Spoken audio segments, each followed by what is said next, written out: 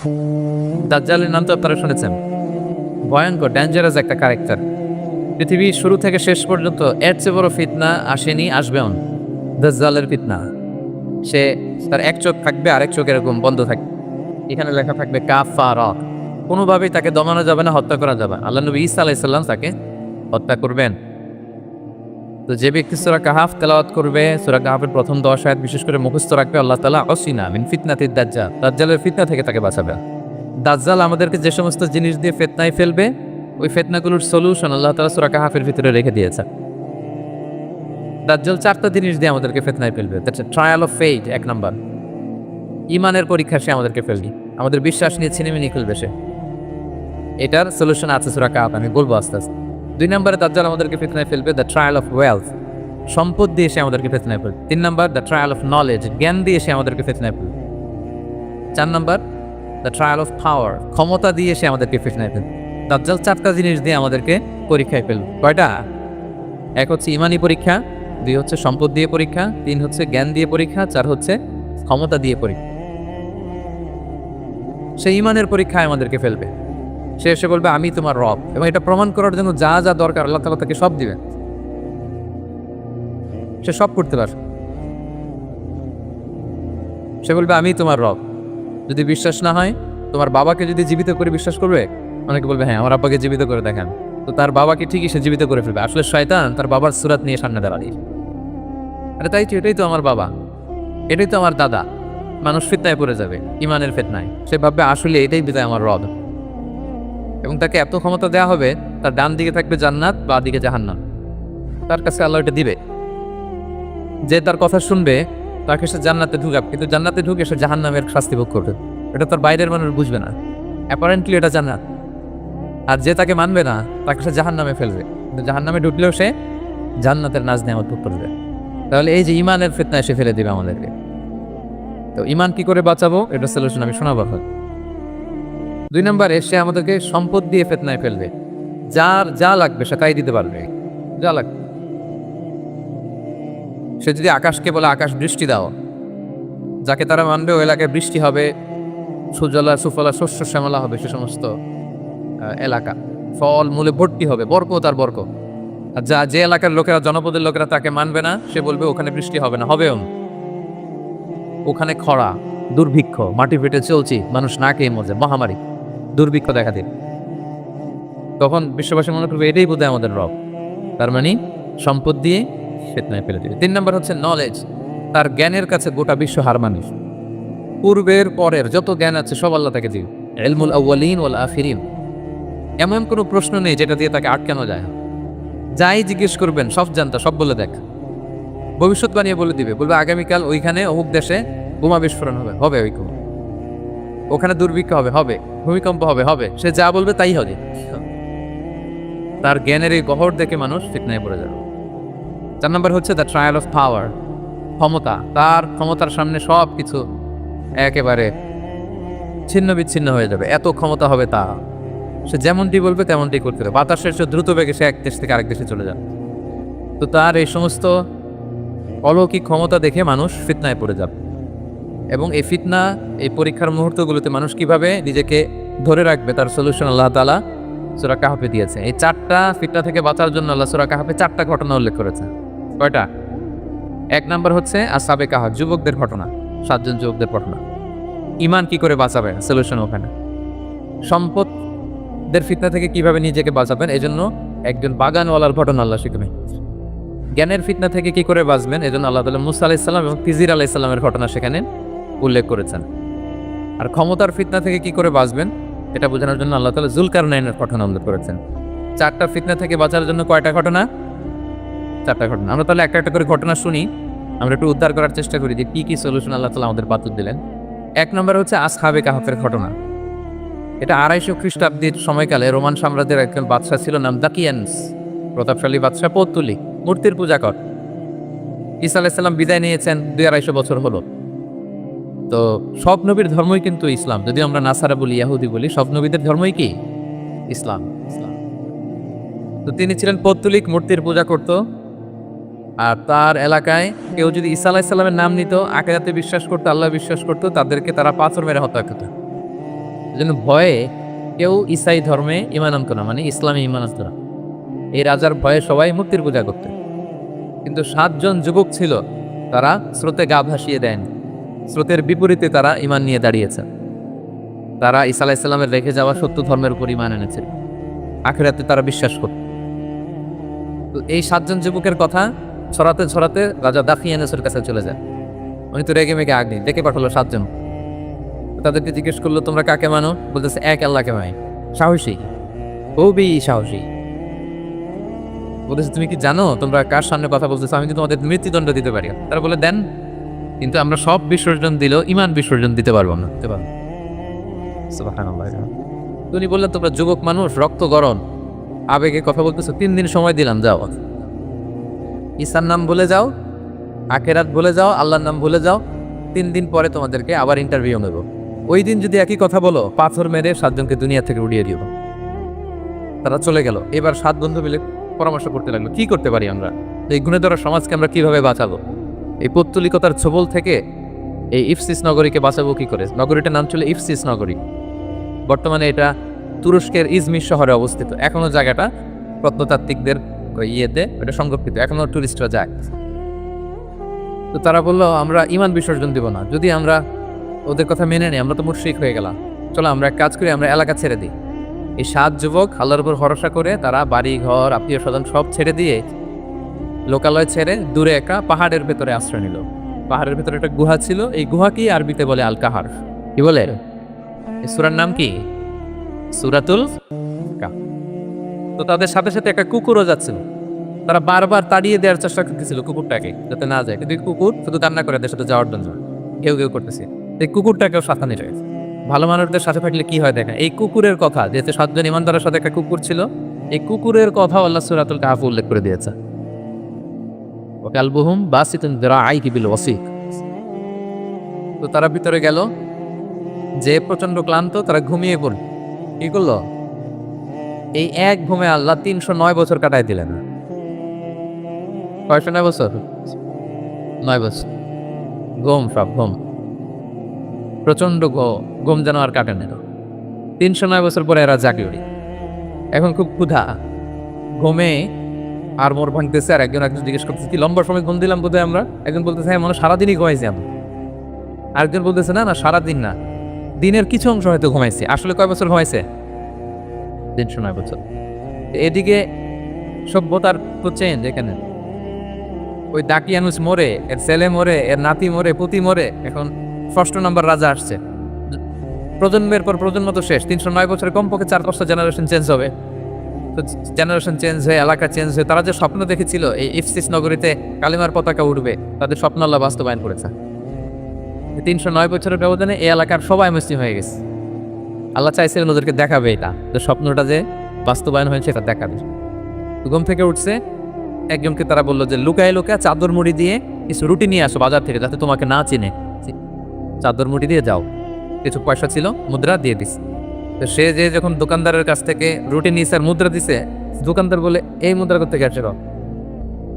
309 বছর আগে মালয়েশিয়াতে রিঙ্গিট ছিল কিনা জানি না, যেভাবে ওরা ট্রানজাকশন করতে পারে, যেটা ছিল ওইটা যদি এখন কেউ দেয়, রাধুনী বিলাসে খাবার পাওয়া যাবে? হ্যাঁ। তো রুটিওয়ালা বলে, তুমি বর্তমান সময়ের মুদ্রা দাও, এটা দিচ্ছ কেন? বলতেছে, এটা তো বর্তমান সময়ের মুদ্রা। বলতেছে, এই যে মুদ্রার মধ্যে দেখো কোন সালের সিল দেওয়া, এটা তো শত শত বছর আগের। বলতেছে, কি বলে শত বছর আগে? আমি তো আজকে সকালেই বাজার করলাম, ওই বাজার করে যে টাকাগুলো ছিল ওইটাই তো বলতেছে। বলে কি? নিশ্চয়ই তুমি গুপ্তধনের সন্ধান পেয়েছো, হিডেন ট্রেজার। বলো, মানে তার সাথে এদের কথাবার্তা কিছু মিলতেছে। পরে তাকে ধরে ওই সময়ের রাজার কাছে নিয়ে গেছে। ওই রাজা আবার মুসলিম, সবাই মুসলিম তো ভাই। সে যা বলে এরাও কেউ বিশ্বাস করে না, এরাও যা বলে এও বিশ্বাস করে না। আর এলাকা, এর বাড়িঘর আসবে কোত্থেকে? এর নাতি পুতি যা আছে 5-6 পুরুষ তো মরে সবাই কবরে। তখন তার কথা শুনে সবাই অবাক। তো এটা মিলানোর জন্য তারা 309 বছর আগের দাকিয়ানুস বাদশার সরকারি যে নথিপত্র, পুরাতন ছিঁড়া নথিপত্র তারা বের করলো। বের করে দেখুন ঠিকই দাকিয়ানুস নামে এক বাদশা ছিল, আর অনেক শত শত বছর আগে মোস্ট ওয়ান্টেড 7 জন যুবক ছিল, যাদের ব্যাপারে এক্সিকিউশনের অর্ডার ছিল। এখন দেখে তারা অবাক। লম্বা ঘটনা আমি শর্ট করে বলতেছি। পরে সবাই মিলে তাকে সহ গুহায় গেল। গুহায় যাওয়ার পরে সে বাকিদেরকে ডাকতে গুহার ভেতরে ঢুকলো। আল্লাহ তাআলা 7 জনকে ওইখানে মৃত্যু দিয়ে দিলেন। চিরকালের জন্য এই 7 জন ঘুমায় পড়ল, আর এলাকাবাসী রাজা সহ এখানে তারা একটা মসজিদ নির্মাণ করল। This is the story of আসহাবে কাহাফ। এলাকাবাসী যদিও মুসলিম হয়েছিল, কিন্তু আখিরাতের ব্যাপারে তাদের একটা সন্দেহ ছিল যে আসলে মানুষ মরার পরে কি আবার জীবিত হবে, মৃত্যুবরণ করার পরে আবার মানুষ জীবিত হবে। তাদের মনের মধ্যে একটা সন্দেহ ছিল যে আসলে মারা গেলে মানুষ আবার উঠতে পারে। তাদের এই সন্দেহ দূর করার জন্য আল্লাহ তাআলা এই 7 জনকে 309 বছর ঘুম পাড়িয়ে আবার জীবিত করবে। সুবহানাল্লাহ। 2 নম্বরে তাকে জিজ্ঞেস করবে জুলকারনাইন বাদশা সম্পর্কে কি জানি, সে কিছু জানে কি। 3 নম্বর তাকে জিজ্ঞেস করবে মা হুয়া রূহ, রূহ কি, যে রূহটা দেহে ঢুকলে মানুষ নড়ে চড়ে, প্রাণপণ থাকে, অ্যানিমেশন থাকে, এটা বের হয়ে গেলে সে ডেড ফরু, লাশ হয়ে পড়ে থাকে। What is the origin of রূহ, স্পিরিট? এই 3টা প্রশ্নের উত্তর যদি জানেন তাহলে আসলেই সে সত্য নবী। তারা এসে জিজ্ঞেস করলো মুহাম্মদ বলো আসহাবে কাহাফ কারা, বলো জুলকারনাইন কে, বলো রূহ কি। এই 3টা প্রশ্নের উত্তর যদি করতে পারো তাহলে বুঝবে তুমি সত্য নবী। রাসূল সাল্লাল্লাহু আলাইহি ওয়াসাল্লাম বললেন ঠিক আছে যাও, আগামীকাল উত্তর বলে দিও। তিনি ইনশাআল্লাহ বলতে ভুলে গেলেন। রাসূল সাল্লাল্লাহু আলাইহি ওয়াসাল্লামের ধারণা ছিল প্রতিদিনই তো জিবরাইল কোরআনের আয়াত নিয়ে আসে, তো তারই ধারাবাহিকতায় আগামীকাল আসবে, আমি জিজ্ঞেস করে নিব এই 3টা প্রশ্নের উত্তর। তারপরের দিন সবাই এসে হাজির, কিন্তু জিবরাইল আলাইহিস সালাম আসেন। রাসূল সাল্লাল্লাহু আলাইহি ওয়াসাল্লাম একটু বিব্রতকর পরিস্থিতিতে বললেন। তারা বললো তুমি তো আজকে অ্যাপয়েন্টমেন্ট দিয়েছো, ডেট দিয়েছো, বলো উত্তর বলো। রাসূল সাল্লাল্লাহু আলাইহি ওয়াসাল্লাম বললো আজকে না, আগামীকাল বলে দিও। রাসূল সাল্লাল্লাহু আলাইহি ওয়াসাল্লাম ইনশাআল্লাহ কথাটা আর মনে করতে পারতেছেন না। এরপরের দিনও তারা এসে হাজির, থেকে রাসূল সাল্লাল্লাহু আলাইহি ওয়াসাল্লাম উত্তর দিতে পারতেছেন। তারপরের দিন এভাবে পিছাচ্ছেন, রাসূল সাল্লাল্লাহু আলাইহি ওয়াসাল্লাম ডেট দিচ্ছেন, এভাবে 1 দিন 2 দিন 3 দিন না 15 দিন। কয়দিন? এদিকে তো এই প্রশ্নের উত্তর জানার জন্য এখন 1 জন 2 জন আসে না, দলে বলে কাফিররা আসে, কারণ রাসূল সাল্লাল্লাহু আলাইহি ওয়াসাল্লামকে এখানে অপমান করা যাচ্ছে, ছোট করা যাচ্ছে, হেয় করা যাচ্ছে। তারা এসে হাসাহাসি করে। আবু বকর, ওমর রাদিয়াল্লাহু আনহুকে বলে দেখো তোমরা না বলছো সত্য নবী, উনি সত্য নবী হলে তো প্রথম দিন উত্তর দিয়ে দিতে পারতো, পারে না কেন? এটা থেকে বোঝা যাচ্ছে তিনি আসলে মিথ্যাবাদী। 15 দিন রাসূল সাল্লাল্লাহু আলাইহি ওয়াসাল্লামের জন্য এত বিব্রতকর পরিস্থিতি আর ছিল না। 15 দিন পর আল্লাহ তাআলা আয়াত নাযিল করলেন ওয়ালা তাকুলান্না বিশাইইন ইন্নী ফাইলুম যালিকা গাদা ইল্লা আইয়াশা আল্লাহ। অর্থাৎ হে নবী, ভবিষ্যতের কোনো কাজে যখন ওয়াদা দিবেন, কমিটমেন্ট করবেন, আপনি আইয়াশা আল্লাহ মানে ইনশাআল্লাহ বলা ছাড়া কখনো দিবেন না। রাসূল সাল্লাল্লাহু আলাইহি ওয়াসাল্লামকে শিক্ষা দেওয়ার মধ্য দিয়ে বেসিক্যালি আল্লাহ তাআলা গোটা মুসলিম উম্মাহকে শিক্ষা দিলেন, আমাদেরকে শিক্ষা দিলেন, যাতে আমরা ভবিষ্যতের কাজে আগে ইনশাআল্লাহ বলি। রাসূল সাল্লাল্লাহু আলাইহি ওয়াসাল্লাম লেসিসা পেলেন। এরপর আল্লাহ তাআলা উত্তর জানিয়ে দিলেন আম হাসিবিতা আন্না আসহাবাল কাহফি ওয়ার রহিমি কানু মিন আয়াতিনা আজাবা। টানা 2 পৃষ্ঠা উত্তর দিলেন আসহাবুল কাহফ কারা। তাওরাত, জাবুর, ইনজিলে কোথাও এত বিস্তারিত উত্তর নেই আসহাবে কাহফের ব্যাপারে। আল্লাহ তাআলা আল কাহাফ, সূরাতুল কাহাফ নামে গুহাবাসীদের নামে একটা সূরা দিলেন, বিস্তারিত 2 পৃষ্ঠায় বর্ণনা করলেন তারা কারা। কুরাইশরা তো তাআজ্জুব বনে গেল, ঘটনা মুহাম্মদের উত্তর কিভাবে জানল? সে তো কারো কাছে পড়ে নাই, লেখে নাই, এই দেশের বাইরেও কোথাও যায় নাই। দ্বিতীয় প্রশ্ন ছিল জুলকারনাইনকে আল্লাহ আয়াত নাযিল করলেন ওয়াসআলুনাকা আন যিলকারনাইন কুল সাআতলু আলাইকুম মিনহু যিকরা। তান আল্লাহ তাআলা প্রায় 1.5 পৃষ্ঠা, 1 পৃষ্ঠারও বেশি জুলকারনাইনের ঘটনা শোনালেন। আর রূহের কথা শোনালেন সূরা আল ইসরাতে ওয়াসআলুনাকা আনির রূহ কুলির রূহু মিন আমরি রাব্বি ওমা উতিতুম মিনাল ইলমি ইল্লা কালিলা। রূহ এটা আল্লাহর স্পেশাল একটা অর্ডার, আল্লাহর আদেশে এটা ঢুকে আল্লাহর আদেশে বের হয়, এটা কেউ ছুঁতে পারে না, ধরতে পারে না, দেখতে পারে না, এটা আল্লাহর পক্ষ থেকে একটা মিরাকল। 3টা প্রশ্নের উত্তর যখন আল্লাহ তাআলা দিয়ে দিলেন, রাসূল সাল্লাল্লাহু আলাইহি ওয়াসাল্লাম তাদেরকে সাবলীল ভাষায় শুনিয়ে দিলেন। তারা অবাক হয়ে গেল। এইটা হচ্ছে সূরাতুল কাহাফ নাজিল হওয়ার প্রেক্ষাপট। এরকম একটা সিচুয়েশনে নবুয়তির 5ম বছরে আল্লাহ তাআলা এই সূরাটা নাজিল করেছেন। 2 নাম্বার হচ্ছে the conflict between believers and disbelievers it's universal. সত্য মিথ্যার লড়াই এটা চিরন্তন, আজীবন থাকবে। এটা ওনাদেরও ছিল, এখনো আমাদের লড়াই করে যেতে হচ্ছে, আমাদের ভবিষ্যৎ প্রজন্ম করবে। এই লড়াইটা আমরা করে যেতে চাই। কি বলে এটা? হ্যাঁ, থামা যাবে না? আমরা থামতে আসি নাই, আমরা এই লড়াইটা করে যাবা, আমরা সত্যের কথা বলেই যাবা ইনশাআল্লাহ। বলেন ইনশাআল্লাহ। 3 নাম্বার হচ্ছে যে লেসনটা আমরা পাই, অনেকগুলো লেসন, আমি খুব প্রেসাইজ দিয়ে বলতেছি। যুবকরা চাইলে একটা সমাজকে পাল্টে দিতে পারে। এই পৃথিবীতে যত বড় বড় বিপ্লব হয়েছে এগুলো যুবকরা এনেছে, তারা হচ্ছে সভ্যতা গড়ার কারিগর। আসহাবে কাহাফ আমাদের এই সময়ের নওজওয়ানদের জন্য প্রেরণা, তারা আমাদের জন্য প্রেরণার বাতিঘর। তারা যেমনি ইমানকে রক্ষা করেছে, আমাদের যুবকরা চাইলেও তাদের ইমানি চেতনা দিয়ে, স্পিরিট দিয়ে সমাজটাকে পাল্টে দিতে পারে। কি বলেন?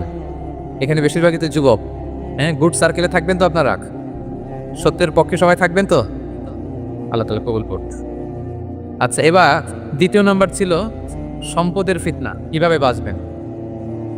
আসহাবে কাহাফের পরে সূরা কাহাফে আল্লাহ তাআলা একজন বাগানওয়ালার ঘটনা বলেছে। দুজন বন্ধু, একজন একটু গরিব, সে বিশ্বাসী, আরেকজন ধনী, সে অবিশ্বাসী।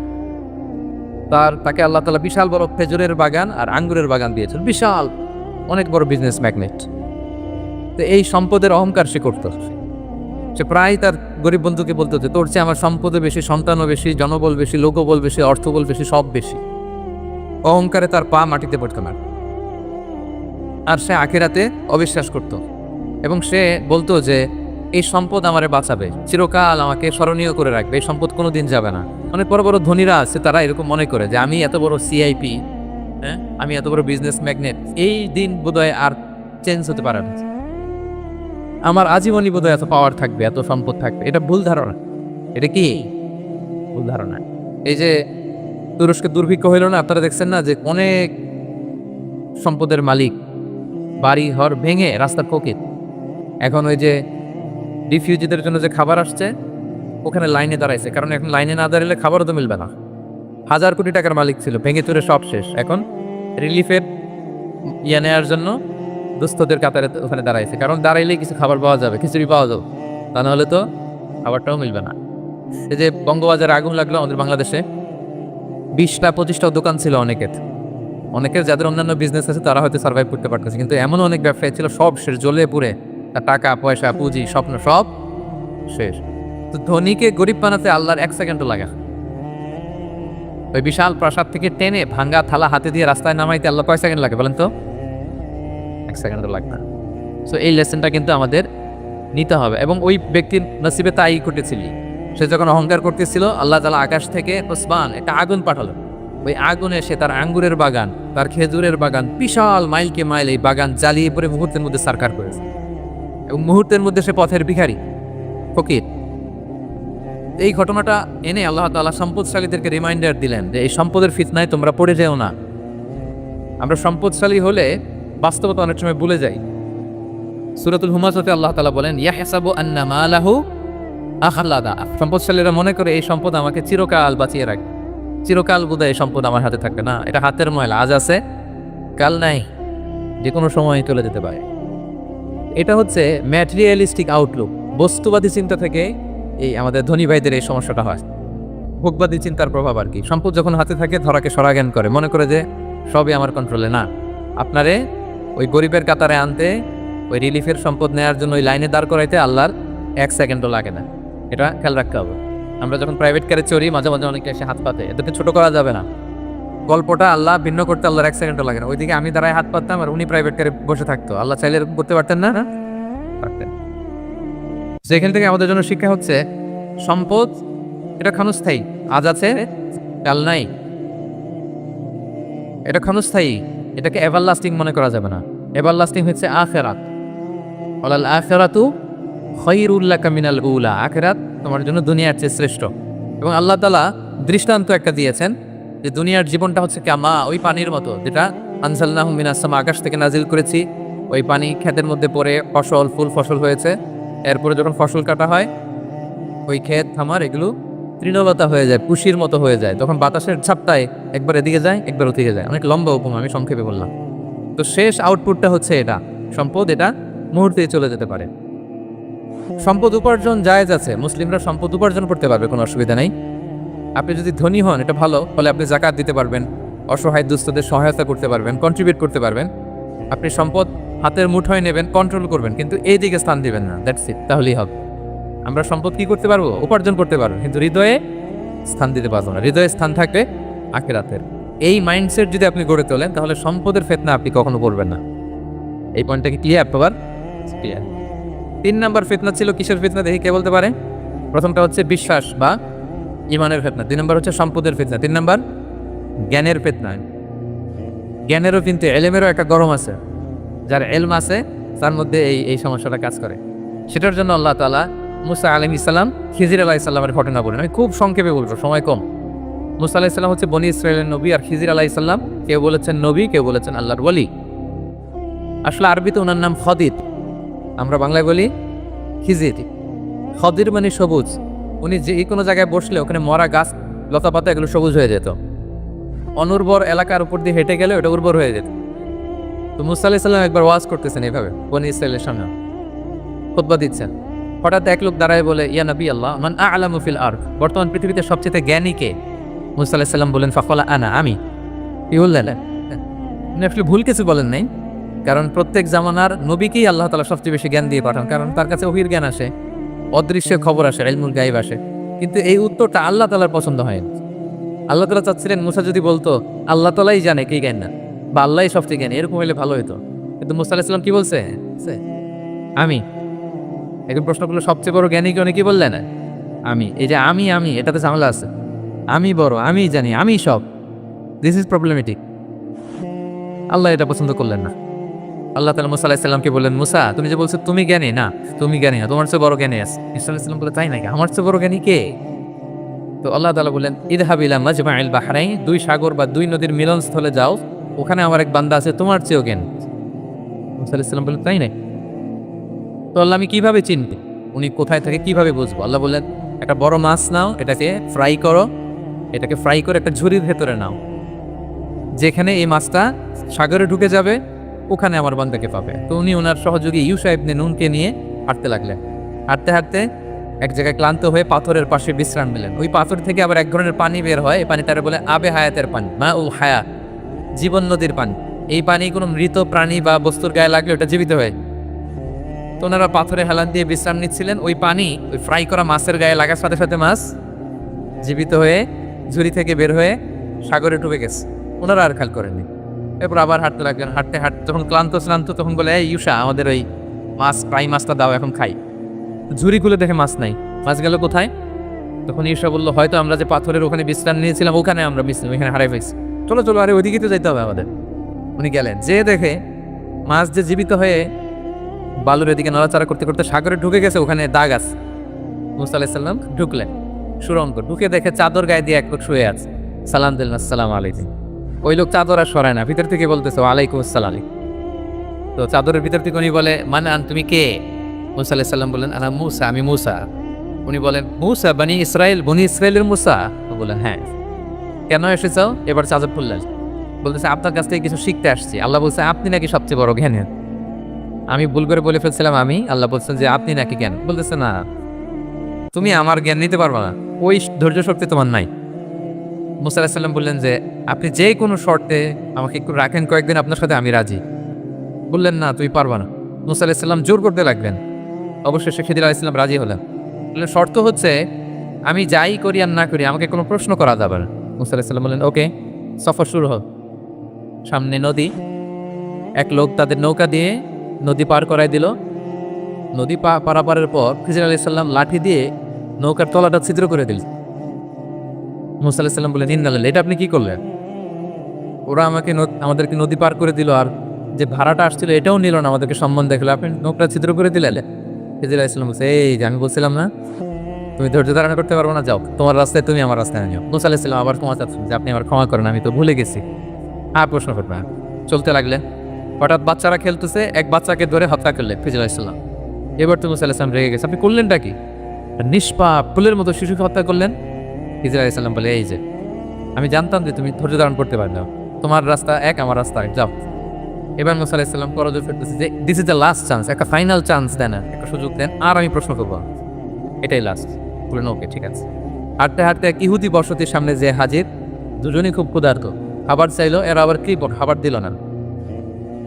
তো খিজির আলাইহিস সালাম বললেন, ঠিক আছে, খাবার যেটা দিচ্ছিলাম আমরা চলে যাই। যাওয়ার পথে দেখতেছে এই এলাকার একটা দেয়াল ভেঙে পড়ে যাবে। উনি বলেন, মুসা চলো এটা ঠিক করে দেই। দুইজন মিলে প্রচন্ড ক্ষুধায় এটা সেটা এনে দেয়ালটা তৈরি করতেছে। মুসা আলাইহিস সালাম তো এমনি রাগী, পেটে আবার ক্ষুধা, আবার বলছে কিছু বলাও যাবেন। তুমি এবার আর প্রশ্ন করেন, বলতেছে ওরা এত কিপটামি করলো আর আপনি এটা করে দিলেন, আপনি তো চাইলে এটা টাকা নিতে পারতেন, পারিশ্রমিক নিতে পারতেন চাইলে। এই কথা বলার পর খিজির আলাইহিস সালাম বলেন, হাযা ফিরাকু বাইনি ওয়া বাইনি, এখানেই তোমার আর আমার সেপারেশন, আর সামনে আগানো যাবে, তোমার কোনো ধৈর্যই নাই। তো এতটুকু তোমাকে আমি বলি যে আমি একটাও আল্লাহর আদেশ ছাড়া করি নাই, আল্লাহর আদেশে আমি করেছি। কি? এক নম্বর হচ্ছে ওই যে আমাদের ভাড়া নিতে চাইলো না, আমাদেরকে পার করে দিল, নৌকাটা ছিদ্র করেছি কারণ এই এলাকায় কি জালিম বাদশাহ আছে, সে নৌকা পেলেই গরিব মাঝিদের নৌকা সিজ করে নিয়ে যায়। এটাকে যখন তলায় ছিদ্র করে দিছি, এই রাজার লোকেরা এসে দেখবে যে এটা চলাচিত্র পানি ঢুকতেছে, এটা আর নিবে না। ওরা পরে সাম্মা এটা রিপেয়ার করে চালাইতে পারবে। মুসা আলাইহিস সালাম বলে সুবহানাল্লাহ, তাই তো, এটা তো আমি বুঝতে পারি নাই। আর ওই ছোট শিশুটাকে হত্যা করছি, ও অনেক বড় জালিম হবে এলাকা, তার ফিতনায় এলাকাবাসী তটস্থ থাকবে, সে তার মা বাবাকেও জাহান্নামে নেবে। এই জন্য আল্লাহ তাআলা আদেশ দিচ্ছেন আমাকে, আল্লাহর আদেশে আমি তাকে হত্যা করেছি। মুসা আলাইহিস সালাম বললেন তাই তো, এটা তো অনেক ভালো কাজ করছেন তাইলে। তো বলতেছে তাহলে ওইটা বলে, খাবারও দিল না, এত কৃপণ, এদের দেয়াল কেন ঠিক করতে গেলেন আপনি? তখন তিনি বললেন যে আসলে এটা একটা ইয়াতিমদের ঘর ছিল, দুইটা ইয়াতিম শিশু, তাদের বাবা মা খুব ভালো ছিল, আর এই দেয়ালের নিচে আছে গুপ্তধন, এই দেয়ালটা পড়ে যাবে, এই গুপ্তধন তারা ছোট মানুষ নিতে পারবে না, এলাকাবাসী তাদেরকে বঞ্চিত করে নিয়ে যাবে। আমি দেয়াল গড়ে দিলাম যাতে করে তারা যখন প্রাপ্তবয়স্ক হয় নিজেদের সম্পদ নিজেরা বুঝে নিতে পারে। সুবহানাল্লাহ বিহামদিহি। মুসা আলাইহিস সালাম বলে তাই তো, এগুলো তো আমি বুঝতে পারি নাই। তো এই ছিল খুব সংক্ষিপ্ত পরিসরে মুসা আলাইহিস সালাম খিজির আলাইহিস সালামের ঘটনা। তো রাসূল সাল্লাল্লাহু আলাইহি ওয়াসাল্লাম বুখারীতে একটা চমৎকার কথা বলেছেন, তিনি বলেছিলেন ওয়াদিদনা আন্না মুসা সাবার হাত্তা ইয়াকাসা আলাইনা মিন আমরিহিমা। রাসূল সাল্লাল্লাহু আলাইহি ওয়াসাল্লাম বলেছিলেন, ইস, আমার ভাই মুসা যদি আরেকটু ধৈর্য ধরতো তাহলে আরো কিছু অজানা তথ্য আমরা জানতে পারতাম। এইখান থেকে, এই ঘটনা থেকে আমরা কি শিখলাম? প্রথম যেটা আমরা শিখলাম, জ্ঞান নিয়ে বড়াই করতে হয়, ঠিক কিনা? জানার কোনো শেষ নেই, জাননেওয়ালার উপরও জাননেওয়ালা আছে, জ্ঞানীর উপরও জ্ঞানী আছে। আপনি কিছু জেনেই মনে করবেন না আমি সব জানি। আপনার চাইতেও বেশি জ্ঞানী অনেকে আছে, অনেক সময় বক্তার চাইতেও শ্রোতারা অনেক জ্ঞানী। হয়তো এখানে এমন অনেক জ্ঞানী লোক আছে যার ধারে কাছেও আমরা কেউ নেই, হতে পারে। সো আমি সব জানি, এটা ভুল, এটা শয়তান বলে। এটা কে বলে? শয়তান বলে। আবু নাওয়াস একটা কবিতা লিখেছেন, ওয়াকুল্লি মান ইয়াদদাঈ ফিল ইলমি ফালসাফাতান হাবাসতা শাইআন ওয়া গাবাত আনকা আশিয়াউ। কেউ যদি বলে আমি সব জানি, তুমি তাকে বৃদ্ধাঙ্গুলি দেখিয়ে বলো আপনি কিছুই জানেন না, আপনি অল্প কিছু জেনেছেন, জানার এখনো অনেক বাকি। তাহলে মুসা আলাইহিস সালামের এই ঘটনা জিজ্ঞেস করা হলো কে জ্ঞানী, উনি বললেন আমি জ্ঞানী। এরকম কি আমরা কখনো বলবো? না। সবচাইতে বড় জ্ঞানী কে? ওয়া ফাওকা কুল্লি যী ইলমিন আলিম। সবচাইতে বড় জ্ঞানী আল্লাহ তাআলা। সো জ্ঞান নিয়ে আমরা অহংকার করব না। 2 নম্বর যে শিক্ষাটা আমরা পাই, ওই যে নৌকা দিয়ে পারাপার হচ্ছিল, তখন একটা চড়ুই পাখি এসে সাগরের মধ্যে মুখ দিয়েছিল। তো খিজির আলাইহিস সালাম বললেন, মুসা, তুমি কি চড়ুই পাখিটা দেখতে পাচ্ছ? হ্যাঁ, দেখতে পাচ্ছি। চড়ুই পাখিটা যে সাগরে মুখ দিয়ে দেখতে পাচ্ছ? হ্যাঁ, দেখতে পাচ্ছি। তখন খিজির আলাইহিস সালাম বললেন, চড়ুই পাখিটা সাগরে মুখ দিয়ে পানি খাওয়ার পরে চড়ুই পাখির ঠোঁটে বা চঞ্চুতে যতটুকু পানি লেগে আছে, এই পানিটা হচ্ছে তোমার, আমার এবং মহাবিশ্বের আমাদের সকলের জ্ঞান। আর এই মহাসাগরের সকল পানি হচ্ছে আল্লাহ তাআলার জ্ঞান। আল্লাহ তাআলা বলেছেন, ওমা উতীতু মিনাল ইলমি ইল্লা কালিলা। আমি তোমাদেরকে একেবারে অল্প জ্ঞান দিয়েছি, একেবারে অল্প। এই রহস্যে ঘেরা এই মহাবিশ্বের অনেক কিছুই আমাদের অজানা। প্রিয় ভাইরা, আমরা অনেক কিছু জানি না, আমাদের এই লিমিটেড নলেজ এগুলো ধরে না, তারপর আমরা জ্ঞানের বড়াই করি। আপনারা উপমাটা বুঝতে পারছেন? একটা নৌকা থেকে চড়ুই পাখির ঠোঁট দিয়ে পানি খাচ্ছে, পানি খাওয়ার পরে স্বভাবতই চড়ুই পাখির ঠোঁটে একটু পানি তো লাগবে। খিজির বললেন যে এই পানিটা হচ্ছে তোমার, আমার, পৃথিবীর সবার জ্ঞান, আর এই সাগরের বাকি পানিগুলো কার জ্ঞান? এবার বুঝতে পারছেন আল্লাহ তাআলার জ্ঞানের পরিধি। আমরা জ্ঞান নিয়ে যেন কখনো কি না করি, বড়াই না। জ্ঞান 2 ধরনের, একটা বাহ্যিক জ্ঞান, একটা অন্তর্নিহিত জ্ঞান। External knowledge, internal knowledge. আমরা যখন কোরআন হাদিস পড়ি আমাদের বাহ্যিক জ্ঞান অর্জন হয় না। কোরআন হাদিস পড়লেই আপনি জ্ঞানী হয়ে জানেনি। এটা কোরআন হাদিস পড়তে হয়, এটা ডাইজেস্ট করতে হয়, এটার উপর আমল করতে হয়। এই জ্ঞান অর্জন শেষে এরপরে আল্লাহর প্রিয় বান্দাদেরকে আল্লাহ অন্তরে ইলমের নূর দেন, ইলহাম দেন। That is the knowledge, that is the pure knowledge. আপনি হাফেজে কোরআন হয়ে ভাইবেন আপনি সব জানেন, আপনি বুখারী মুখস্থ করে ভাইবেন না সব জানেন। এই সব জ্ঞান অর্জন করার পরে ইলমের নূর হাসিল হয়, সেটা আল্লাহ সবারে দেন। সো এই অন্তর্নিহিত জ্ঞান, দূরদৃষ্টি, farsightedness, that is the pure knowledge. এটার জন্য বছরের পর বছর, যুগের পর যুগ সাধনা করতে হয়। সেটার জন্য এই জ্ঞান অর্জনের জন্য 3টা জিনিস করতে হয় ইলমের নূর অর্জনের জন্য। কয়টা? 1 হচ্ছে বিনয়, 2 হচ্ছে সফর, 3 হচ্ছে সবর। আবার বলি, 1 হচ্ছে বিনয়, 2 হচ্ছে সফর, 3 হচ্ছে সবর। আল্লাহ তাআলা আল্লাহর নবীকে তাওরাত দেওয়ার পরেও আরো ট্রেনিং সেশন করাইছেন খিজির আলাইহিস সালামের কাছে। যাও, ওনার কাছে গেলে তুমি ছোট হবা, নত হবা। জ্ঞান যদি আমি নিতে চাই আমাকে ছোট হইতে হবে। ধরেন একটা গ্লাস থেকে একটা খালি গ্লাসে পানি ঢালবো, তো যেটাতে নেওয়া হবে এটা উপরে থাকলে হবে? যেই গ্লাসটার মধ্যে পানি আছে এটা উপরে থাকবে, ওইটা ব্ল্যাঙ্ক গ্লাসের মধ্যে পড়বে। আপনি নলেজ, ইলম নিতে চাইলে আপনাকে নিচে থাকতে হবে, উনি উপরে থাকবেন। আপনার শায়েখ আপনাকে দিবে, আপনার উস্তাদ আপনাকে দিবে, আপনার মুর্শিদ আপনাকে দিবে। বুঝতে পেরেছেন? তাহলে আমাদেরকে হাম্বলনেস লাগবে। শিখতে হইলে হাম্বল হইতে হয়, বিনয়ী হইতে হয়। আচ্ছা, 2 নম্বর সফর করতে হয়। এটা আল্লাহ মুসা আলাইহিস সালামকে দিয়ে করাইছে, যাও পিছে পিছে উস্তাদের পিছে পিছে ঘুরো। তো এজন্য সফর করতে হয়। এখন ঘরে বসে অনেক কিছু জানা গেল, উস্তাদের সান্নিধ্য লাগে, সফর করতে হয়। আমাদের ক্লাসিক আলেমরা হাদিস কালেকশনের জন্য শহরকে শহর সফর করতেন। এখন আমাদের আলেমরা দেওবন্দে যায়, মিশরে যায়, মদিনায় যায়, এখানকার মালয়েশিয়ান স্টুডেন্টরা দেশে বিদেশে যে নলেজ অর্জন করে। সফর আপনাকে লাগবে।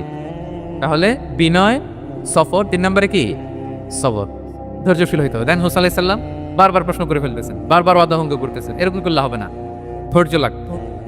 ধৈর্যের বলে বলিয়ান হলে তখনই আপনার মধ্যে ইলম আসবে। তাহলে জ্ঞানের ফিতনায় পড়ার আমাদের কোনো সম্ভাবনা আছে? আমরা বিনয়ী হব, আমরা জ্ঞান আল্লাহর দিকে ফিরাই দেবো, আমরা বলবো উনি সবচেয়ে ভালো জানেন।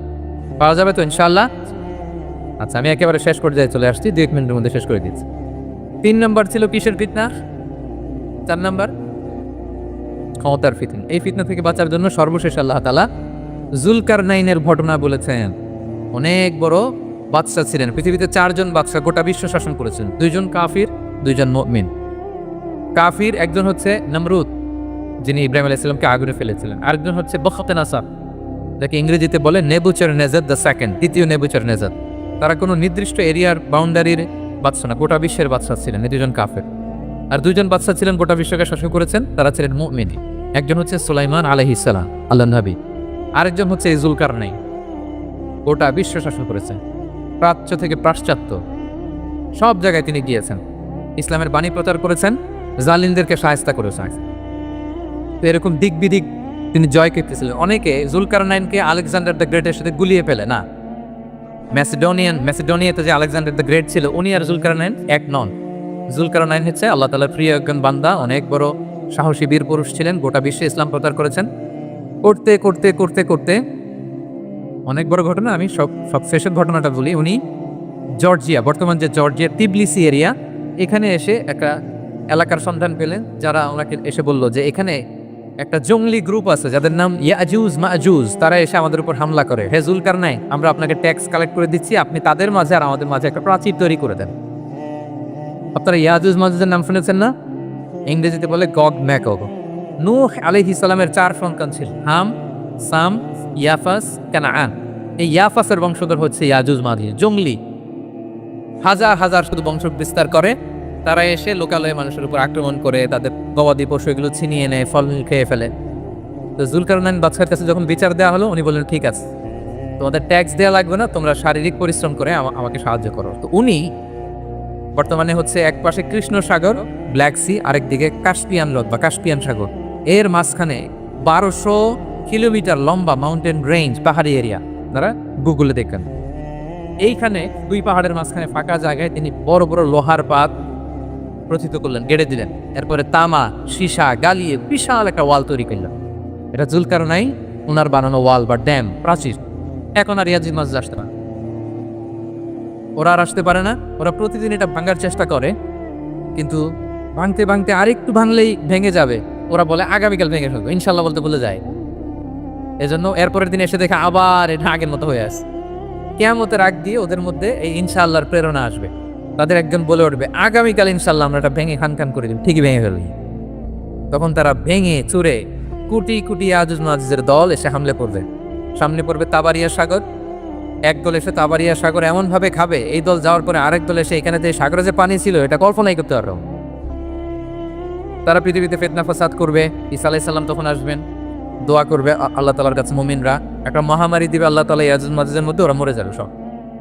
এরপর বিশাল এক পাখি এসে তাদেরকে আল্লাহর মর্জি মাফিক এমন এক জায়গায় ফেলে আসবে, কেউ জানবে না। তো তারা যে পচে গলে মাটির সাথে মিশেছিল, এই গলিত লাশ থেকে মাটি খুব উর্বর হয়ে যাবে। এরপর আল্লাহ তাআলা পৃথিবীতে বারাকা দিবেন, কিছু রোপণ তুললে তাড়াতাড়ি ফুলে ফেপে বড় বড় ফলমূল হচ্ছে। তো এটা কিয়ামতের আলামতের অন্য কোনো আলোচনায় হতো আমরা বলবো। তো যুলকারনাইন তিনি বিশাল এখানে প্রাচীর তৈরি করে দিয়েছিলেন, এবং প্রাচীর তৈরি করে দিয়ে তাদেরকে বলেছিলেন যে যতদিন আল্লাহ তাআলা চাইবেন এটা থাকবে, এবং যেদিন আল্লাহ তাআলার আদেশ আসবে এটা ভেঙে খান খান হয়ে যাবে। তার মানে দেখেন, এত পাওয়ারফুল, এত শক্তিশালী, এত ক্ষমতাধর হওয়ার পরেও তিনি তার ক্ষমতাকে কার দিকে ফিরিয়ে দিয়েছেন? যে আল্লাহ যতদিন চাইবে এই প্রাচীর টিকে থাকবে, যেদিনই আল্লাহ তাআলার আদেশ আসবে এই প্রাচীর ভেঙে খান খান হয়ে যাবে। সাহাবীদের মধ্যে সবচেয়ে সুরেলা গলার সাহাবী ছিলেন আবু মুসা আল-আশআরী রাদিয়াল্লাহু তাআলা আনহু। একদিন তিনি আবু মুসাকে বলেন, আবু মুসা, তুমি যে রাতে তেলাওয়াত করো আমি কিন্তু শুনি। ইয়া রাসূলুল্লাহ, আপনি কি করে শুনেন? আমার বাড়ি কই, আপনি থাকেন কই? বলছে, গত রাতে তুমি সূরা কাহফ তেলাওয়াত করছো না? বলছে, জি করছি তো। আপনি কিভাবে শুনলেন? বলতেছে, তোমার ঘরের পাশ দিয়ে যাচ্ছিলাম, এত সুন্দর করে তুমি তেলাওয়াত করতেছো আবু মুসা, লাকাদ উতীতা মিজমারান মিন মাযামিরি আলি দাউদ। আল্লাহ তাআলা দাউদ আলাইহিস সালামের গলায় যে সুরের ঝংকার দিয়েছেন, আমার সাহাবীদের মধ্যে আল্লাহ তোমার গলায় ওই সুরের ঝংকার ঢুকাইয়া দিয়েছে। বলেন, বিশ্বনবীর কাছ থেকে যখন উনি এটা শুনছেন আর কেমন লাগছিল? হ্যাঁ, how does he feel that time? মানে ফিলিংসটা কেমন লাগছে? হ্যাঁ, আমাদেরকে তো একজন বড় কেউ প্রশংসা করলে আমরা কত খুশি হয়ে যাই। বিশ্বনবী স্বয়ং প্রশংসা করেছেন, সুবহানাল্লাহ। দেখেন প্রিয় ভাইরা, বিষ্ণু ইসলাম শুধু মুমিনদেরকে, মুসলিমদেরকে যদি এটা করতেন তাহলে একটা কথা ছিল। আমরা তো আমার দলের বাইরে কেউ ভালো কিছু করলে বলি না। বিষ্ণু ইসলাম ইহুদির প্রশংসা করেছেন। আপনি আছেন কই মিয়া? ইহুদি উহুদের যুদ্ধে বিষ্ণু ইসলামের সাথে মদিনার যে ইহুদিরা, তাদের কন্ট্রাক্ট ছিল মদিনা কেউ অ্যাটাক করলে সবাই মিলে মদিনাকে রক্ষা করবে। কিন্তু কুরাইশরা আক্রমণ করলো, এখন আর কেউ বেরোয় না। বনু কাইনুকা, বনু নাদির, বনু কুরাইজা কেউ আর যায় না, কেউ যায় না। বিশ্বনবী কি করবেন? নিজেই বেরোলেন সাহাবাদেরকে নিয়ে। মাঝপথে আবার মুনাফিকরা ফিরে গেল, কোনো ইহুদি যায় নাই, কথা রাখে নাই, একজন ইহুদি ছাড়া। তার নাম মুখাইরিক। তার নাম কি? মুখাইরিক। অন্য ইহুদিদেরকে বলতেছে, এই ইহুদিরা, তোমরা না মুহাম্মাদের সাথে চুক্তি করেছো মদিনায় অ্যাটাক হলে সবাই মদিনাকে সেভ করবা, তোমরা যাও আর না যাও, আমি যাবো, আমি আমার কথা রাখবো, আমার কথার দাম আছে। এবং সে বললো, আমি যদি এই যুদ্ধে নিহত হই আমার সম্পদের মালিক হয়ে যাবে মুহাম্মদ, আমার কোনো ছেলে মেয়ে পাবে না। মুখাইরিক বীর দর্পে ঘোড়া হাঁকিয়ে উহুদের ময়দানে যুদ্ধে গেল মুহাম্মদ সাল্লাল্লাহু আলাইহি ওয়াসাল্লামের পক্ষে, কুরাইশদের বিপক্ষে। বীর দর্পে যুদ্ধ করতে করতে সে নিহত হলো। যুদ্ধ শেষে শহীদ সাহাবাদের লাশ যখন বিষ্ণু ইসলামের সাথে আনা হলো, কাছে আনা হলো, মুখাইরিকের লাশও আনা হলো। মুখাইরিক তো মুমিন ছিল না, কি ছিল? সাহাবারা বলে, রাসূলুল্লাহ, মুখাইরিক আপনার পক্ষে লড়াই করে নিহত হয়েছে। বিষ্ণু ইসলাম অনেকক্ষণ মুখাইরিকের দিকে তাকিয়ে রইলেন আর বললেন, মুখাইরিক সাইরু ইয়াহুদ, Mukhayriq is the best of the Jewish. ইহুদিদের মধ্যে সর্বশ্রেষ্ঠ জুইশ হচ্ছে মুখাইরিক। পড়েন আল্লাহু আকবার। Appreciation, giving credit to others. Mukhayriq হচ্ছে the best of the Jewish. জুইশদের মধ্যে সবচেয়ে শ্রেষ্ঠ মানুষ হচ্ছে মুখাইরিক। সে কথা রেখেছে। চিন্তা করেন, অমুসলিম, ইহুদি, তারপরেও তার যে ভালো গুণ এটা স্বীকার করতে বিশ্বনবী কার্পণ্যবোধ করেন, ক্রেডিট দিতে কোনো দেরি করেন। তাহলে এই যে অ্যাডমায়ার করি না, আমরা কাউকে প্রেস করি না, প্রশংসা করি না, এটা বাজে অভ্যাস। এটা থেকে আমাদের বেরিয়ে আসতে, ভালো করলে ভালোকে ভালো বলবেন, সাদাকে কালোকে, ভালোকে মন্দকে বলবেন, অ্যাপ্রিসিয়েট করবেন। আপনার ছেলে একটা ভালো কাজ করেছে, অ্যাপ্রিসিয়েট করেন, বলেন যে মাশাআল্লাহ তুমি সুন্দর কাজ করছো। একটা সূরা মুখস্থ করছে, ঠিক আছে তোমাকে বাইরে আউটিং এ নিয়ে যাবো, ওখানে আমরা ডাইনিং করবো। ভাবি সুন্দর করে একটা কিছু রান্না করছে, অ্যাপ্রিসিয়েট করবেন। আজকে কি সব ভাবির পক্ষে হয়ে যাচ্ছে নাকি ভাবিদের পক্ষে? ঘুরে ফিরে ভাবিদের পক্ষে চলে যাচ্ছে কথাবার্তা বেশি। এটা বাস্তবতা। আপনার স্ত্রী যদি আপনার জন্য ভালো কিছু রান্না করে, ভালো লাগলে আপনি বলবেন যে খুব ভালো হয়েছে আজকে রান্নাটা। অনেকে আছে যে তার ওয়াইফ অনেক চমৎকার করে রান্না করছে কিন্তু সে কোনোদিন মুখ খুলে কিছু বলে না, এরকম আছে না নাই? এমনটা করবেন না।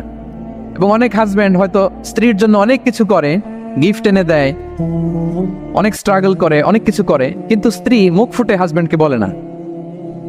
এটা বলবেন, মুখ ফুটে বলবেন আজকে থেকে, এপ্রিসিয়েট করবেন, ভালো দেখলে এটা ভালো বলবেন, ক্রেডিট দিবেন। আমার ক্যাপটাউনের ভাইরা, পারা যাবে? কয়টা গেল? 1 নম্বরে, 2 নম্বরে মুচকে আসে, 3 নম্বরে, 4 নম্বরে অ্যাপ্রিসিয়েশন। আচ্ছা, 5 নম্বরে, 5 নাম্বার হচ্ছে কল্যাণ কামনা করা, অন্যের ওয়েল উইশিং, অন্যের কল্যাণ কামনা করা সবসময়, থাকলেও, সামনে থাকলেও, না থাকলেও কল্যাণ কামনা করা। অনেকে সামনে সামনে অনেক ভালো, ভাই আপনি যে কত ভালো মানুষ, আপনার ছাড়া আমার চলেই না, আপনি মানে অনেক ভালো, এই এলাকায় আপনার মতো ভালো মানুষ আর নাই। মানে সামনে আপনি অনেক ভালো, আপনি দাতা, আপনি সমাজসেবক, আপনি শ্রেষ্ঠ মানুষ, কিন্তু দূরে চলে গেলে আর নাই, তার বদনাম, তার ব্যাপারে অন্যদের কান ভারী করে, আরে উনি তো এমন একটা লোক, বুঝছেন, কি আর বলবো, বইলে আর লাভ নাই, পারি না ভাই, ওনার সাথে আর পারা যায় না, এরকম আছে না নাই? তার মানে সামনে সামনে খুব আপনি ভালো ভালো বললেন, কিন্তু সে যখন অনুপস্থিত তখন না। এটা তো শুভকামনা হয় না, এটা হয়েছে মুমিনদের শুভকামনা, উপস্থিত অবস্থাতেও অনুপস্থিত অবস্থাতেও। আলহামদুলিল্লাহ বলেন। এই জন্য বিষ্ণু বলেন, দ্বীন ও আন-নাসিহা, দিন হচ্ছে আন-নাসিহা মানে কল্যাণকামিতা। দিন মানে কল্যাণকামিতা, সবার জন্য আপনি গুড উইশ করবেন, কল্যাণ কামনা করবেন, ওয়েল উইশিং করবেন, শুভকামনা জানাবেন, সামনে থাকলেও দূরে থাকলেও। বিষ্ণু ইসলাম বলেন লিল মুমিনি আলাল মুমিনি সিত্তু খিসাল, এক মুমিনের উপর আরেক মুমিনের 6টা দায়িত্ব। এর মধ্যে একটা হচ্ছে ওয়ায়ানসাহু লাহু ইদা গাবা আও শাহিদা, সে তার শুভকামনা করবে, উপস্থিত থাকলেও করবে, অনুপস্থিত থাকলেও করবে। আচ্ছা, আমরা যদি একটু খুঁজে দেখি যে কোরআন ছাড়া আমরা কি বুঝতে পারতাম না, আমরা যদি একটু প্রশ্ন করি, কোরআন ছাড়া যেটা আমরা বুঝতে পারতাম না সেটা হচ্ছে ওয়াননেস অফ গড, স্রষ্টা যে একজন, এটা আমরা বুঝতে পারতাম না, ক্লিয়ারলি বুঝতে পারতাম না। কেউ হয়তো ভাবতাম 2 জন 3 জন। আর যারা বুঝতে পারতো যে না, এই মহাবিশ্বের একজন নিয়ন্ত্রক থাকতে হবে, একজন কন্ট্রোলার থাকতে হবে, তারাও ওই গডের ফিচার কি, পরিচয় কি, ইন ডিটেইল তারা বুঝতে পারতো না। দেখেন, এত রেভেলেশন, এত আসমানি কিতাব আসার পরও এখনো অনেক মানুষ সূর্যের পূজা করে, চন্দ্রের পূজা করে, আগুনের পূজা করে না? কথা বলেন, করে না? করে। সূর্যকে পূজা করার অনেক রিজন ছিল। আমি ভেবে দেখেছি যে সূর্যকে মানুষ কেন পূজা করতে, এর কারণ বাহ্যিক দৃষ্টিতে সূর্যই সবচেয়ে শক্তিশালী। সূর্যের চেয়ে শক্তিশালী কিছু আর পৃথিবীতে দেখা যায় না। আর সূর্যের আলো ছাড়া পৃথিবীতে কেউ বাঁচেও না। মানুষের যে হার্ট অ্যাটাক করে, স্ট্রোক করে, বা আমাদের মুরব্বীদের অনেকের যে পায়ে ব্যথা, কোমরে ব্যথা, এটা কিন্তু রাতে বেশি হয়, জানেন? রাতের সাথে রোগের একটা সম্পর্ক আছে, কারণ রাতের বেলায় সূর্যের আলো নাই, ফলে মানুষ অসুস্থ হয় বেশি। এই কারণে প্রাচীনকাল থেকে মানুষ সূর্যের পূজা করত। আল্লাহ নবী ইব্রাহিম আলাইহিস সালাম, উনিও প্রথমে ভেবেছিলেন তারাই কি আমার রব, চাঁদই কি আমার রব, সূর্যই কি আমার রব। ভাবতে ভাবতে তিনি মহাসত্যের সন্ধান পেয়েছেন। তো এটা আমরা উদ্ধার করতে পারতাম না যে আসলে আমাদের স্রষ্টাকে। আর আমাদের মধ্যে যারা চিন্তাশীল, তারা হয়তো আমরা ভেবে একটা কুল কিনারা করতে পারতাম যে না, একজন স্রষ্টা থাকতেই হয়, না থাকলে কেমন করে হয়, কেউ না কেউ আছেন। কিন্তু তিনি যে ক্ষমাশীল, অনেক পাপ করে ক্ষমা চাইলে যে তিনি ক্ষমা করে দেয়, এটা আমাদের জানা থাকতো না, ঠিক কিনা? তিনি যে মহাজ্ঞানী, মনে মনেও যেটা ভাবি এটা উনি ধরে ফেলেন, এটা আমরা বুঝতাম না। 99টা সুন্দর সুন্দর নাম দিয়ে আল্লাহ তাআলা তার পরিচয় দিয়েছেন, এত ডিটেইল, এত নিখুঁত, এত জোরালো ভাবে। ওয়াননেস অফ গডের যে কনসেপ্ট, এটা রেভেলেশন না আসলে, কোরআনিক গাইডেন্স না আসলে আমরা বুঝতে পারতাম না। আর আমরা কি বুঝতে পারতাম না? আমাদের এই পৃথিবীতে আসার কারণ কি, আমাদের পারপাস অফ লাইফ কি, এটা আমরা উদ্ধার করতে পারতাম না। ভবগুরুর মতো ঘুরে বেড়াতাম, খেতাম, কাজ করতাম, পৃথিবী আবাদ করতাম, ডেভেলপমেন্ট হতো, উন্নতি হতো, কিন্তু আসলে পারপাস অফ লাইফ কি, এটা আমরা উদ্ধার করতে পারতাম না। কোরআন এটা আমাদেরকে ক্লিয়ার করেছে, ওমা খালাকাতুল জিন্না ওয়াল ইনসা ইল্লা লিয়াবুদুন। আমাদের পারপাস অফ লাইফ হচ্ছে slavery. We all are the slave of আল্লাহ। দাসত্বের জন্য আমরা তৈরি হয়েছি। আর most interestingly, life after death, এটার ব্যাপারে আমাদের ক্লিয়ার কাট কোনো ধারণা থাকতো না।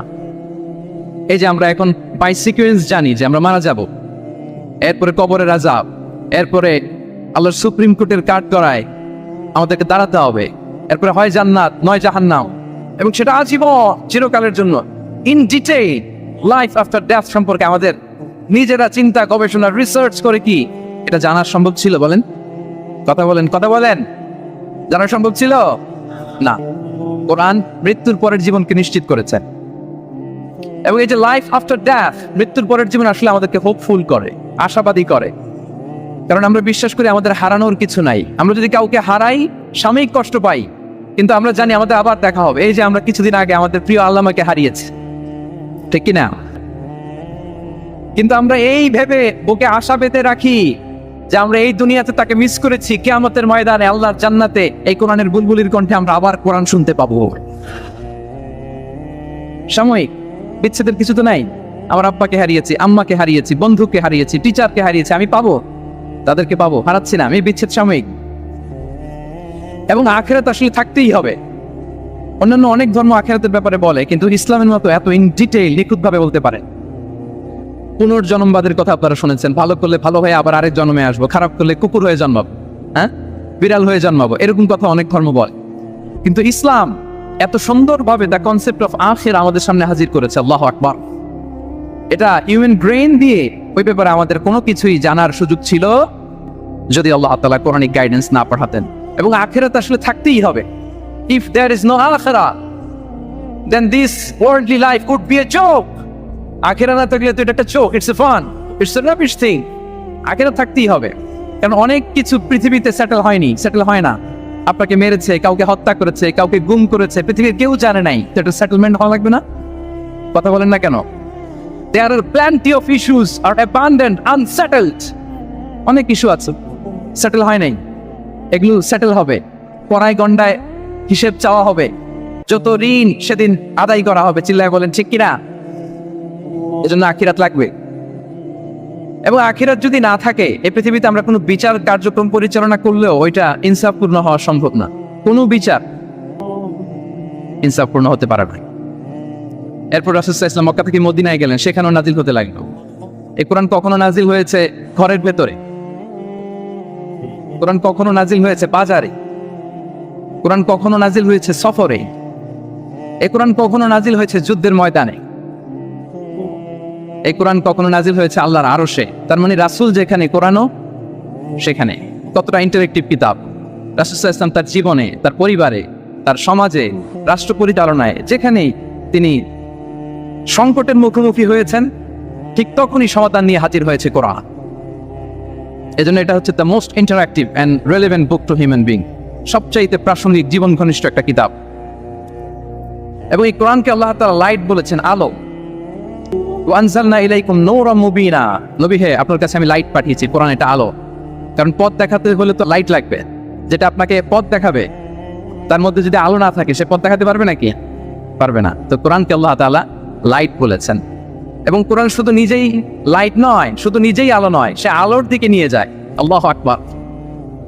আলিফ লাম রা, কিতাবুন আনজালনাহু ইলাইকা লিতুখরিজান নাসা মিনাল যুলুমাতি ইলান নূর। I have revealed this book unto you, O Muhammad, in order to lead the mankind out of darknesses into the light. অনেকগুলো অন্ধকার থেকে একটি আলোর দিকে, মহাসত্যের দিকে নিয়ে যাওয়ার জন্য আমি কোরআন পাঠিয়েছি। সুবহানাল্লাহি বিহামদিহি। এবং একটু খেয়াল করে যদি আমরা দেখি যে একটি পুরো জাতি, একটি পুরো গোষ্ঠীর জীবনধারা পাল্টে দিয়েছিল কোরআন, যাদের লেখাপড়া জানা ছিল না, অক্ষর জ্ঞানহীন একটা জাতি, একটা ভূখণ্ডের জীবনধারা পাল্টে দিয়েছে এই কোরআন। কোরআন যেমনি আলো, তার পাশাপাশি কোরআন হচ্ছে ক্রাইটেরিয়ান। কোরআন সত্য এবং মিথ্যার মধ্যে পার্থক্য তৈরি করে দেয়। আপনি কোরআনের লেন্স দিয়ে যদি বিশ্বকে পরখ করতে চান, কোরআনের লেন্স দিয়ে যদি পৃথিবীকে আপনি পরখ করেন, তাহলে দেখবেন যে কোনটা সত্য কোনটা মিথ্যা আপনার সাথে, আপনার কাছে এটা সুস্পষ্ট হয়ে যাচ্ছে, ঠিক কিনা? আল্লাহ তাআলা বলছেন, তাবারাকাল্লাযী নাযালাল ফুরকানা আলা আবদিহি লিয়াকুনা লিল আলামিনা নাযীরা। ফুরকান বলেছেন আল্লাহ তাআলা কোরআনকে এখানে। The criterion, it differentiates between right and wrong. কোরআন পড়লে আপনি বুঝতে পারবেন কোনটা সত্য কোনটা মিথ্যা। এবং সবচাইতে মজার ব্যাপার হচ্ছে, কোরআন হচ্ছে একটা টাইমলেস মিরাকেল। টাইমলেস মিরাকেল, চিরন্তন মুজিজা। এটার কোনো লয় নাই, ক্ষয় নাই। আল্লাহ তাআলার যেমনি লয় নাই, ক্ষয় নাই, কোরআনেরও লয় নাই, ক্ষয় নাই। কারণ কোরআন কিন্তু আল্লাহর ক্রিয়েশন নয়, আল্লাহর সৃষ্টি নয়, এটা কিন্তু আল্লাহর সিফা। আপনারা জানেন তো এটা, কোরআন কিন্তু আল্লাহর সিফা। আল্লাহরও ক্ষয় নাই, কোরআনেরও ক্ষয় নাই। এবং অন্যান্য নবীদেরকে যে কিতাব দেওয়া হয়েছে, সেটা তাদের হেদায়েতের জন্য, আর সেই কিতাবকে তারা পরিবর্তন করে ফেলেছে। সেই কিতাবগুলোর আদি এবং আসল রূপ কিন্তু অবশিষ্ট নেই। কিন্তু কোরআন শুধু হেদায়েতই নয়, গাইডেন্সই নয়। কোরআন যেমনি হেদায়েত, পাশাপাশি কোরআন হচ্ছে মুজিজা। কোরআনের আছে সংখ্যাতাত্ত্বিক মুজিজা, ভাষা শৈলীর মুজিজা, সায়েন্টিফিক মিরাকেল, মহাবিশ্বের মহাবিশ্বয় মহাগ্রন্থ আল কুরআন আল কারীম অপরিবর্তনীয়। Up until the day of judgement, কিয়ামত পর্যন্ত এটা অপরিবর্তনীয় থাকবে। এই মুজিজা কিয়ামত পর্যন্ত থাকবে। পৃথিবীতে যত নবীকে আল্লাহ তাআলা মুজিজা দিয়েছেন, নবীদেরও বিদায় হয়েছে, মুজিজারও বিদায় হয়েছে। নবীরা চলে গিয়েছেন, সাথে সাথে মুজিজাও চলে গিয়েছে। আল্লাহ নবী দাউদ আলাইহিস সালামকে আল্লাহ মুজিজা দিয়েছিলেন। তিনি লোহা ধরলে লোহা গলে নরম হয়ে যেত, উনি এটা দিয়ে আর্মর বানাতেন, যুদ্ধাস্ত্র বানাতেন। ওয়া আলান্না লাহুল হাদিদ। কিন্তু দাউদ আলাইহিস সালামের ইন্তেকালের পরে কেউ আর এটা রিপিটেশন করে দেখাতে পারেনি, এমনটা হয়নি আর তার উম্মতের মধ্যে। আল্লাহ নবী মূসা আলাইহিস সালামকে আল্লাহ তাআলা মুজিজা দিয়েছিলেন। তিনি লাঠি জমিনে রাখলে সেটা সাপ হয়ে যেত। ফালকাহা ফাইদা হিয়া হাইয়াতুন তাসআ, মুভিং স্নেক হয়ে যেত। কিন্তু মূসা আলাইহিস সালামের ইন্তেকালের পরে কেউ আর ওই লাঠি দিয়ে মুভিং স্নেক বানাতে পারেনি। বনি ইসরাইলের কাছে কিন্তু ওই লাঠিটা ছিল, আপনারা জানেন। বনি ইসরায়েলের কাছে একটা তাবুত ছিল, উডেন বক্স, ওটার মধ্যে বাকিয়াতুম মিম্মা তারাকা আলু মুসা ওয়া আলু হারুন, মুসা আলাইহিস সালামের ব্যবহৃত পাগড়ি, জুব্বা আর ওই লাঠি, হারুন আলাইহিস সালামের পাগড়ি, জুব্বা, এগুলি ছিল। তার মানে মুসা আলাইহিস সালামের ইন্তেকালের পরে যে লাঠি দিয়ে মুসা আলাইহিস সালাম সাপ বানাতেন ওই লাঠি ছিল, কিন্তু সেই লাঠি দিয়ে আর কেউ কোনোদিন সাপ বানিয়ে দেখাতে পারে নি। আল্লাহ নবী ঈসা আলাইহিস সালামকে আল্লাহ তাআলা আরো মাইন্ড ব্লোয়িং মুআজিজা দিয়েছিলেন, ওয়া উবরিউল আকমাহা ওয়াল আবরাসা ওয়া উহিল মাউতা বিইذনিল্লাহ। শ্বেত রোগী থবল রোগীর গায়ে হাত বুলিয়ে দিলে রোগ ভালো হয়ে যেত। অন্ধ ব্যক্তির চোখে টাচ করে দিলে সে দৃষ্টিশক্তি ফিরবে। তো মৃত ব্যক্তিকে আল্লাহ নবী ঈসা আলাইহিস সালাম কুম বিইذনিল্লাহ বলার সাথে সাথে মৃত ব্যক্তি জীবিত হয়ে যেত। কিন্তু এই নবী আলাইহিস সালামদের বিদায় যখন ঘটেছে, সাথে সাথে তাদের মুআজিজারও বিদায় হয়েছে। কিন্তু বিশ্বনবী সাল্লাল্লাহু আলাইহি ওয়াসাল্লামের উপর নাজিল হওয়া এই মহাবিশ্বের মহাবিশ্বয় মহাগ্রন্থ আল কোরআন, আল্লাহ নবী ইন্তেকাল করেছেন, তিনি আমাদের থেকে বিদায় নিয়েছেন, কিন্তু কোরআন কি বিদায় নিয়েছে? আওয়াজ করে সবাই বলতে হবে, কোরআন কি বিদায় নিয়েছে? কিয়ামত পর্যন্ত থাকবে। বিশ্বনবী সাল্লাল্লাহু আলাইহি ওয়াসাল্লাম একটা আয়াত যেভাবে পড়তেন আমরা ঠিক হুবহু ওইভাবে পড়ি। বিশ্বনবী সাল্লাল্লাহু আলাইহি ওয়াসাল্লাম একটা শব্দ ১৫০০ বছর আগে যেভাবে উচ্চারণ করতেন আমরা ঠিক ওইভাবে করি। এখানে অনেক কারীরা সুন্দর কণ্ঠে কোরআন তেলাওয়াত করেছে না? বিষ্ণু ইসলাম যেমনটা করেছেন তারাও ঠিক তেমনটা করেছে। বিষ্ণুনবী যে অক্ষরের উপর জবর দিয়ে পড়েছেন আমরা জবর দিয়ে পড়ি, জেড দিয়ে পড়েছেন জেড দিয়ে পড়ি। কিয়ামত পর্যন্ত অবিকৃত অবস্থায় কোরআনটা থাকবে। তাই কোরআনটা হচ্ছে টাইমলেস মিরাকেল, চিরন্তন মুআজিজা। নাও দ্য কোশ্চেন অ্যারাইজেস, কেন আমাদের এই কোরআন দরকার? একটু ফিলোসফিক্যাল কথাবার্তা বলি যে এই রেভেলেশনের দরকার কি, কেন আমাদের লাগবে এই কোরআন? কোরআন ছাড়া কি পৃথিবীর সব সমস্যার সমাধান হাজির করা সম্ভব না? এই পৃথিবীর সায়েন্টিস্টরা, ফিলোসোফাররা, জ্ঞানী ব্যক্তিরা অনেক সমস্যার সমাধান করেছে, কিন্তু সব সমস্যার সমাধান হাজির করতে পারে নি। এজন্য আল্লাহ তাআলা যুগে যুগে নবীদের মাধ্যমে আসমানি কিতাব পাঠিয়েছেন, গাইডেন্স পাঠিয়েছেন, রেভেলেশন পাঠিয়েছেন। এবং আল্লাহ তাআলার পাঠানো যত রেভেলেশন গাইডেন্স পৃথিবীতে এসেছে সেগুলো সবচেয়ে লেটেস্ট ভার্সন হচ্ছে কোরআন। সবচেয়ে লেটেস্ট ভার্সন হচ্ছে কোরআন।